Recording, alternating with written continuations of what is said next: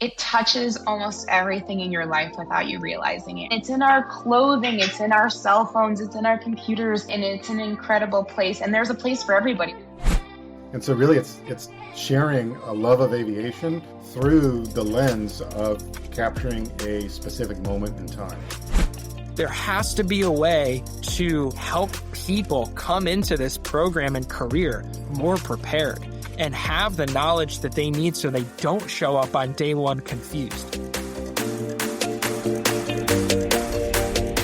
Welcome into the Future in Flight podcast, coming to you from a hangar somewhere near the flight line, where there's a big screen streaming Flight Radar 24 all day for your viewing pleasure.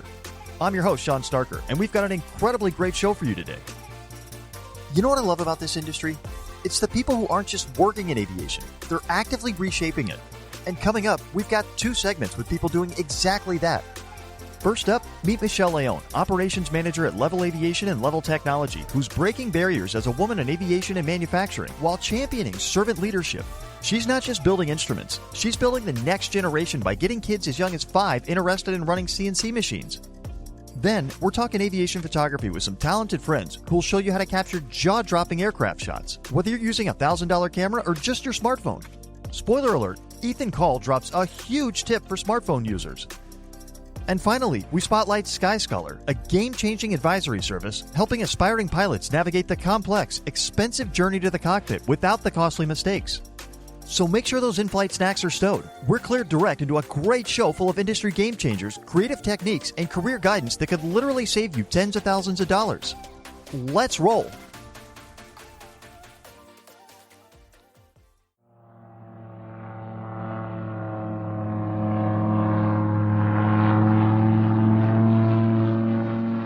Welcome to our Industry Game Changers segment, where we spotlight the people who aren't just working in aviation, they're actively reshaping what this industry looks like.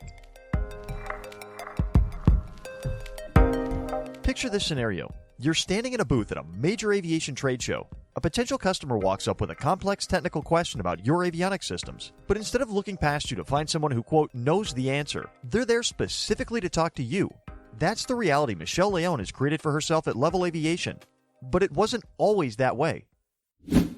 Michelle's journey to becoming operations manager at Levil Aviation is full of great, diversifying experiences. She's worked in hospitality, spent time at Lockheed Martin, managed dental offices, and now she's leading operations at a cutting-edge avionics company. When I asked her what connects all these seemingly different chapters of her career, her answer was immediate. That's easy, Shawn. It's people, right? Like the skill of working with people. The industry doesn't matter, right? It's just learning some new verbiage, growing experience in a different industry, whether it's teeth or hotels or an airplane or a CNC machine. But I've always worked with people, and that's what I love, is that, making relationships and building connections. People. It sounds simple, but it's revolutionary. Because here's what Michelle understands that a lot of leaders miss. The technical stuff, you can learn that. The human stuff, that's what actually makes or breaks success.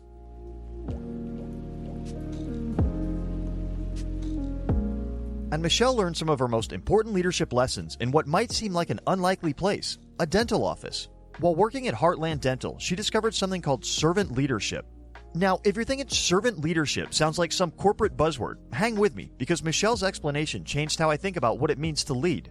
A lot of the times we think, a boss or a leader is someone kind of ruling from the top, overlooking down at the peasants. And really, servant leadership is about being in the trenches and working with people to solutions, growing those around you, figuring out what they're passionate about, and really trying to hone those skills into a future growth plan.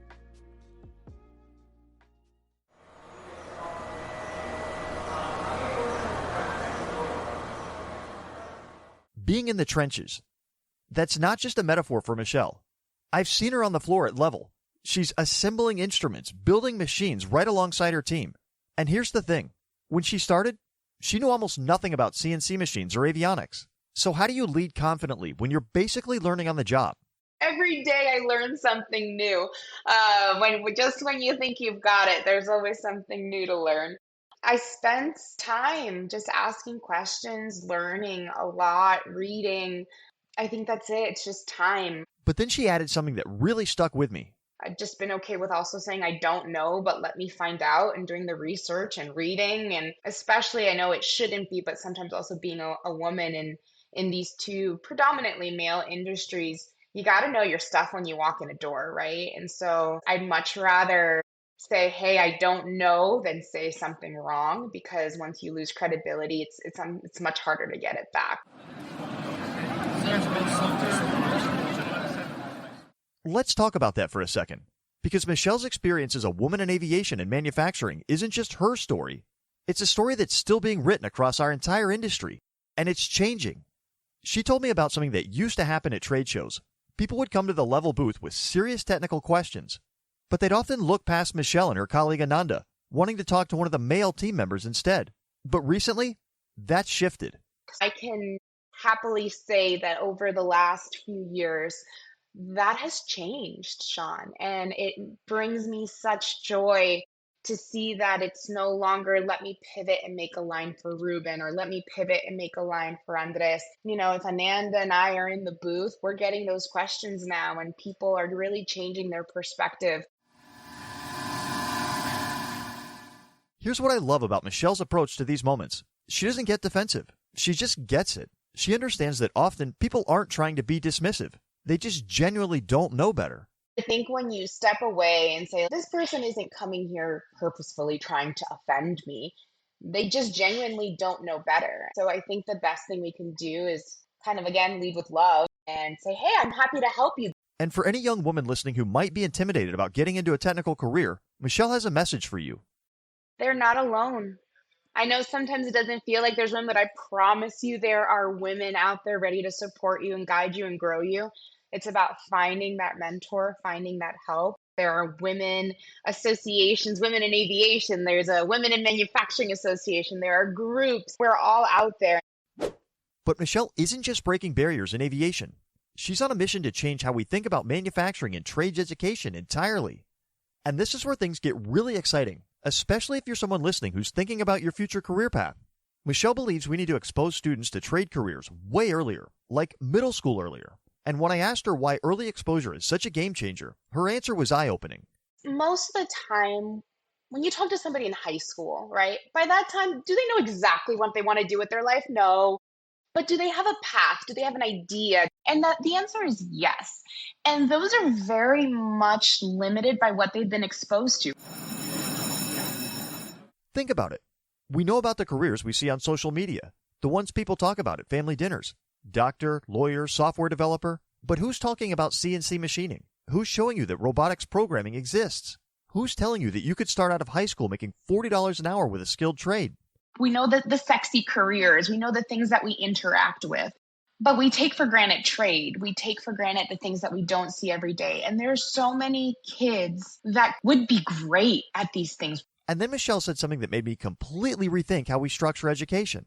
I joke that there's something called the itchy butt syndrome. The kid that we say has the ADHD and he needs to be moving around, and we shove them in a chair for 8 hours a day at a school, and we expect them to function and to read a book all day and to sit on a computer. Like, that's the kid that needs to be up and wiring and building and moving and tweaking and using their brain, but they don't know that these options exist.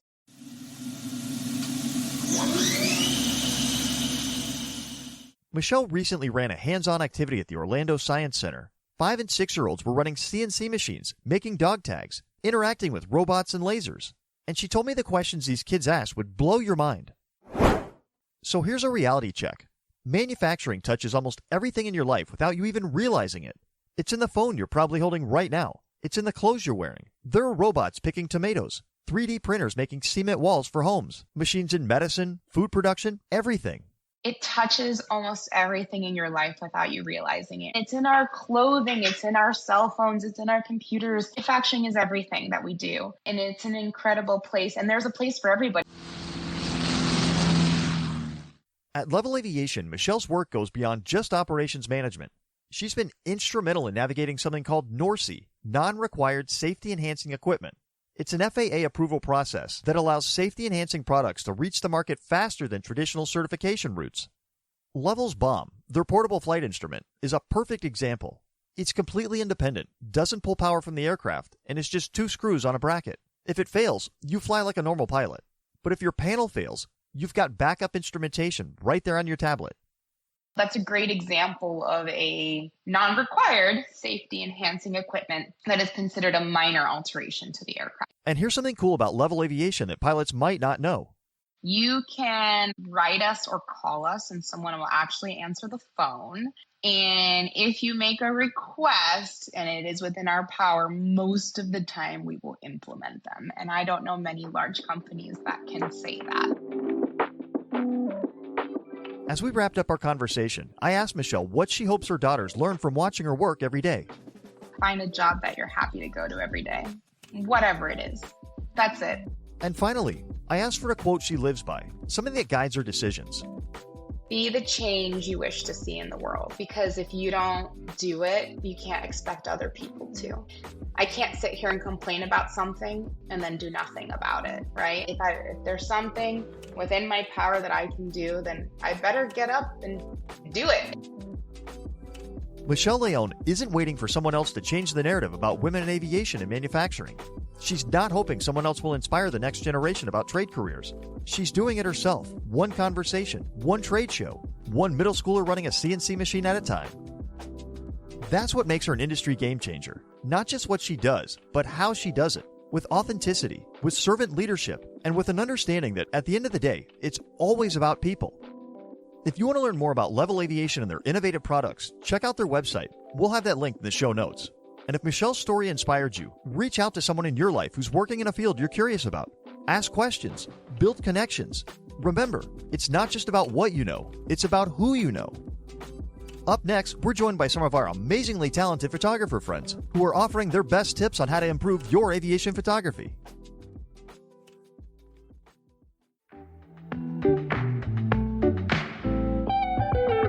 Are you looking to take your brand to new heights? At Creative Relay Media, we create content that connects and converts. We're a full-service digital agency offering everything from expert voiceovers and custom podcasts to eye-catching videos, engaging copywriting, and standout branding. We don't just tell your story, we make it unforgettable. Whether it's social media, website creation, or full-scale marketing strategies, we've got you covered. So sit back, relax, we'll take it from here. Visit CreativeRelayMedia.com today and let's work together to elevate your brand.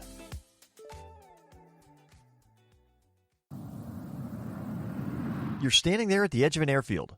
The sun's just starting to dip towards the horizon, painting the sky in streaks of orange and gold. And then you hear it.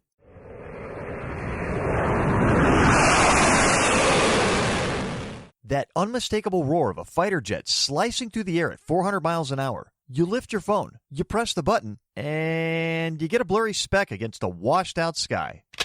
We've all been there. Now on the Future in Flight podcast, we're talking about something that bridges art and aviation, airplane photography. Whether you're shooting with a $1,000 camera or just your smartphone, we're going to tell you how to capture aircraft in ways that'll make your friends stop mid-scroll. Here's the thing about aircraft photography that nobody tells you. It's not about the gear. I know. You've seen these photographers at air shows with lenses that look like they could spot aircraft from the space station. But some of the coolest aviation shots on Instagram right now, they're coming from people with smartphones. Let me introduce you to Ethan Cole. Ethan's an aviation photographer who regularly uses a hack that's basically genius. Are you going to an air show and don't have an expensive camera because you spent all your money on avgas? Well, here's a trick for you. Use slow motion video on your cell phone. Record the airplane flying by in slow-mo, then pause the video later and grab the screenshot at the exact perfect moment. Prop blur, smoke, afterburner, whatever you want. It's way easier than trying to time a single photo, and the quality looks awesome on social media. So yeah, next air show, skip the stress. Shoot slow-mo and grab your perfect frame later. Slow-mo video. Screenshot. Boom. You just bypassed the need for a $3,000 camera body. Ethan's got another tip that works whether you're using a phone or a full-frame DSLR. Want your airplane shots to stand out? It's all about the angle. Don't just shoot straight on. Get low and shoot up. That makes the aircraft look massive and powerful against the sky. Or you can move a little to the side so you catch the wings slicing through the frame. Way more dynamic than just a flat shot. Even with a basic camera, changing your angle turns an ordinary photo into something that looks straight out of an aviation magazine. Get low. Get high. Move around. This is photography 101, but it's where most people fail. We tend to stand in one spot, eye level, and we wonder why our photos look like everyone else's. Your feet are your secret weapon. That F-16 on display? Crouch down and shoot up at it. Suddenly it looks like it's about to punch through the stratosphere. Walk around to the side during a flyby and you're not just capturing an airplane, you're capturing motion, energy, story. And story is exactly what Jeremy Myers is after. Jeremy makes aviation content for his company Breaks Off Media, and for him, every photo is a moment frozen in time. Every single time I write a review, every single time I'm posting a picture or a video, to me it's a story of aviation. That's a snapshot in time or a reel in time. But what it allows is for that person that may like that airplane or like that photo with something happening behind it or whatever the case may be, a certain maneuver where you can see all of the flight controls of an aircraft in all sorts of different ways, and you get a sense of understanding of what's going on as they snap through the air. What we see, the twists and the tumbles, there's a lot more to it, as aviation buffs out there will know. And so really it's sharing a love of aviation through the lens of capturing a specific moment in time. And so I don't go out and take 11,000 photos. For me, it's a very targeted, I want to get that moment. Jeremy doesn't just spray and pray. He doesn't take 10,000 photos hoping one works out. He's intentional. He gave me an example from a recent air show. I haven't posted it yet, but this weekend at Kirkland in New Mexico, they had UH-1 Iroquois sat next to an HH-60W Pavehawk 2, sat next to a CV-22 Osprey. And I took a photo of all three as we celebrate the 50th anniversary of the end of Vietnam, and the role of the helicopter in all DoD wide. I was just, well, that's a moment I got to capture. I want to tell that story because they position them in a way that you could do that. And so it's very intentional in trying to elicit that same passion and inspiration and appreciation of aviation through my lens. 3 aircraft, 3 generations of military rotorcraft, 1 frame. That's not just a photo, that's a history lesson. And you don't need to understand the technical specs of a Huey to appreciate that composition. You just need to recognize the moment.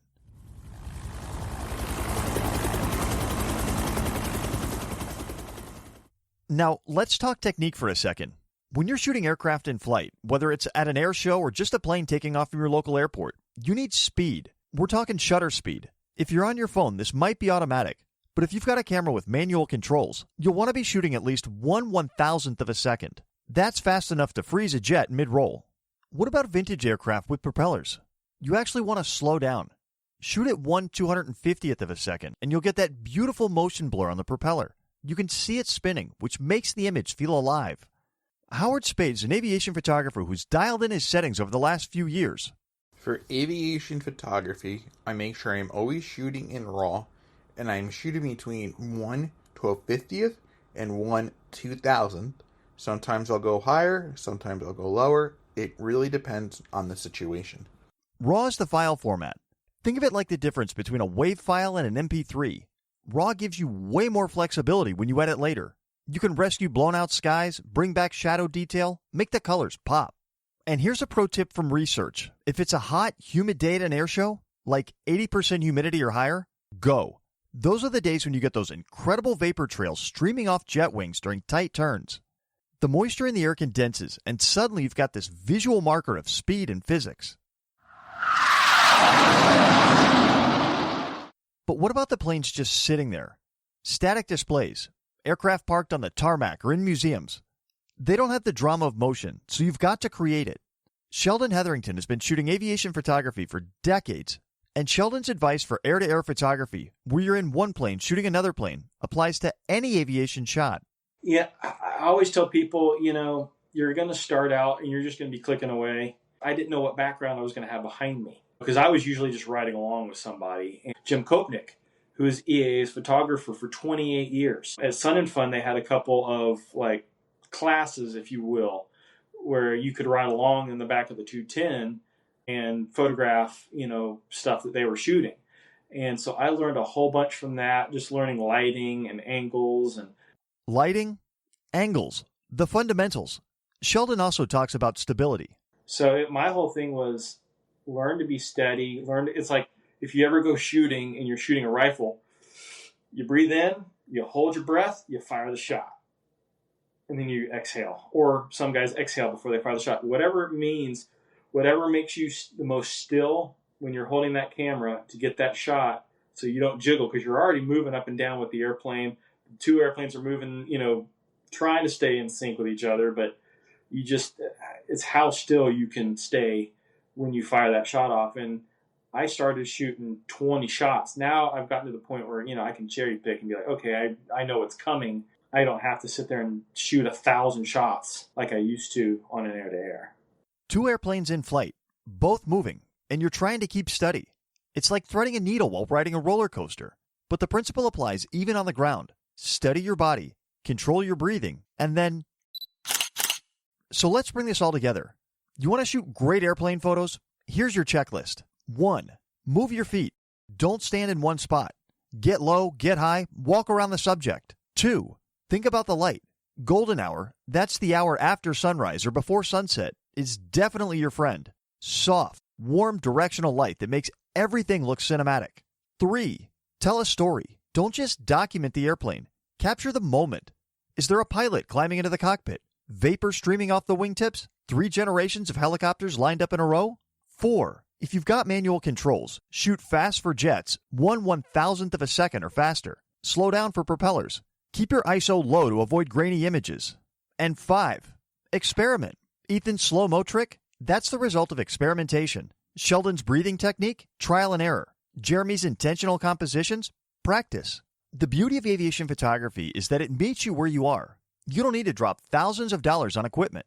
You need curiosity, patience, and a willingness to get uncomfortable, to crouch in the dirt, to wait for the perfect light, to take 100 shots and keep 3. Photography even has changed, right? Like just looking at the media aspect of it, the reels, and just getting a quick 10-second clip of Aaron Deleu snapping or rolling around a Golden Knight airplane or whatever, or the Next Gen Eagles, and you just get these little quick 3-second TikTok type videos, where it's no longer this long drawn out 5-page review with 400 photos. It's kind of get in and get out, grab your attention and move on. So yeah, the medium's evolving, but the fundamentals, they're timeless. Light, composition, story. Whether you're freezing a moment at 1/2000th of a second or capturing slow-mo video on your phone, you're doing the same thing photographers have done for over a century. You're stopping time. Next time you're at an air show, or even just watching planes take off from a public park near an airport, give it a shot. Get low, move around, breathe in, hold, click. You might just capture something incredible. Up next, we take a look at an amazing new service helping prospective aviation career professionals in our new product spotlight.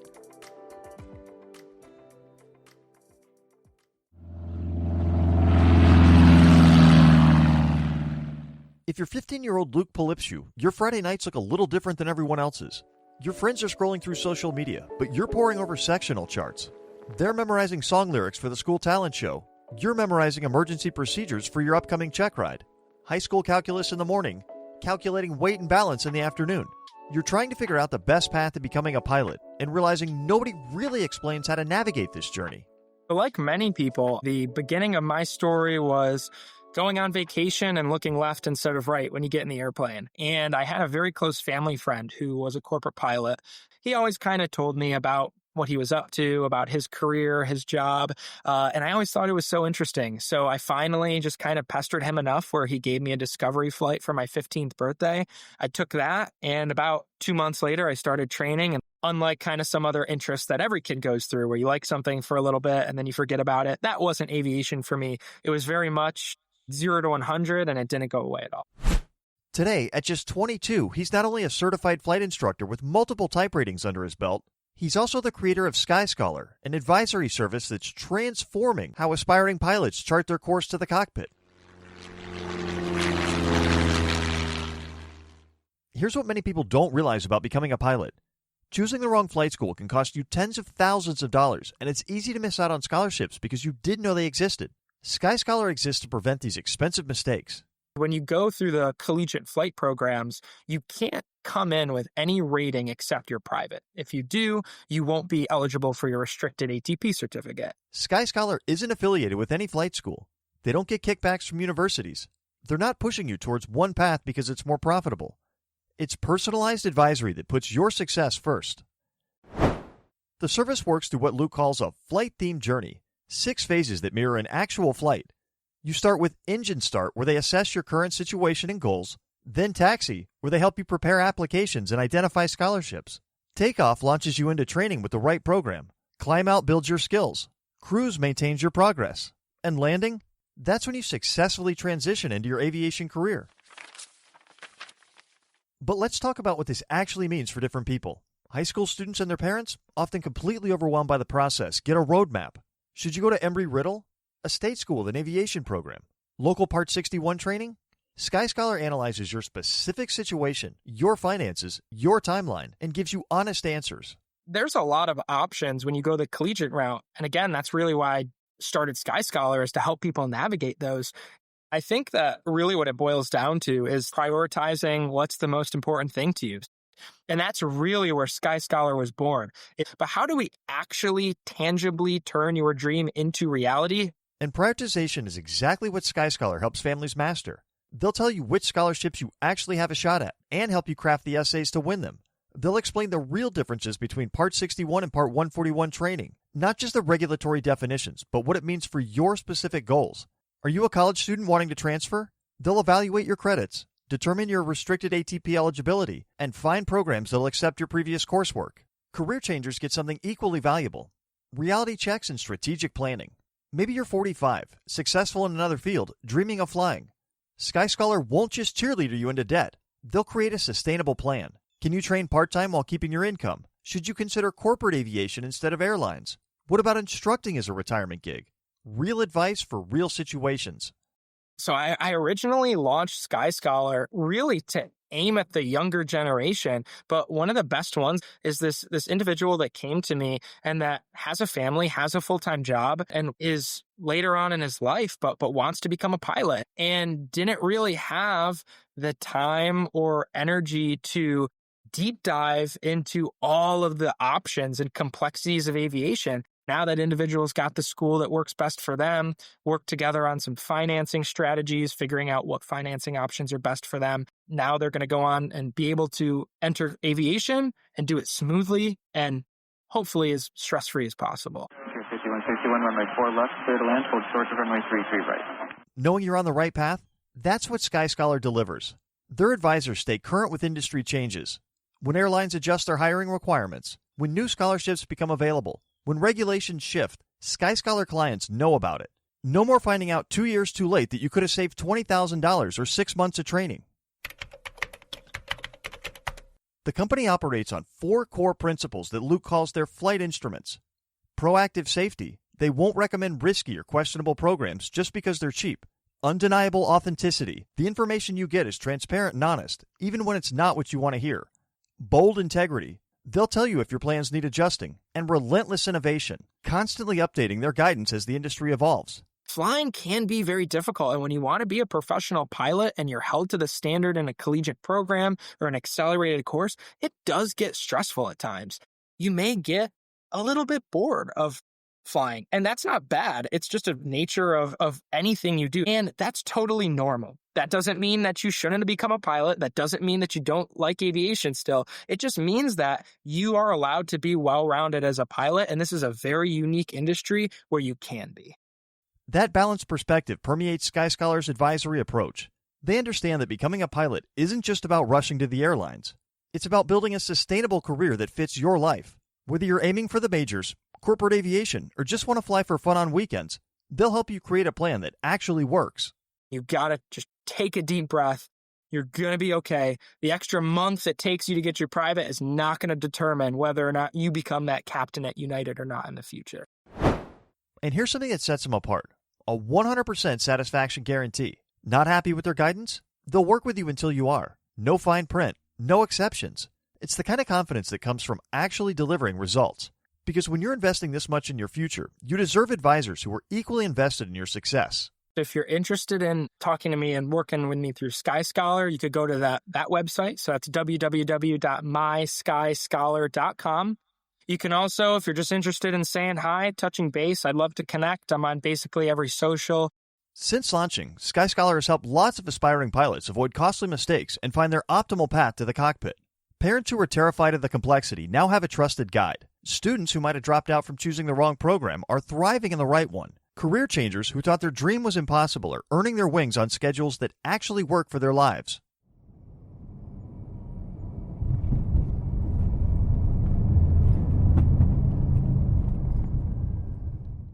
What strikes me most about SkyScholar isn't just the expertise, though having truly independent, unbiased guidance in this industry is invaluable. It's that this service was created by someone who lived through the confusion, the mistakes, the near misses of flight training. Someone who figured out the hard way what works and what doesn't, and decided nobody else should have to learn those lessons so expensively.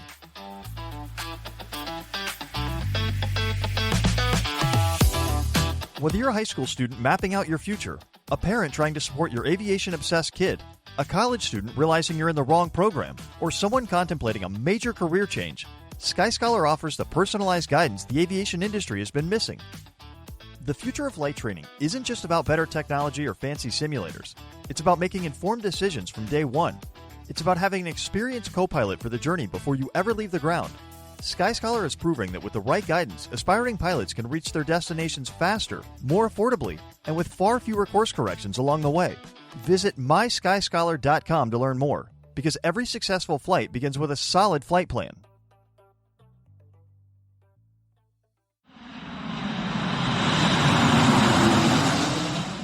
And that's a wrap on another episode of the Future in Flight podcast. From Michelle Leone showing us that servant leadership and technical expertise can absolutely coexist, to our photographer friends proving you don't need expensive gear to capture incredible aviation moments, to Luke and SkyScholar demonstrating that personalized guidance can transform how we approach aviation careers. Today's episode was all about making this industry more accessible, more creative, more human. Whether you're a woman wondering if there's a place for you in aviation, a student trying to figure out your path, or someone with a smartphone wanting to capture better aircraft photos, there are people and resources out there ready to help you succeed. You just have to reach out. And if today's episode inspired you, here's what I'd love for you to do. Hit that subscribe button wherever you're listening so you never miss an episode. And if you've got a minute, leave us a review. It genuinely helps other aviation enthusiasts find the show and join our community.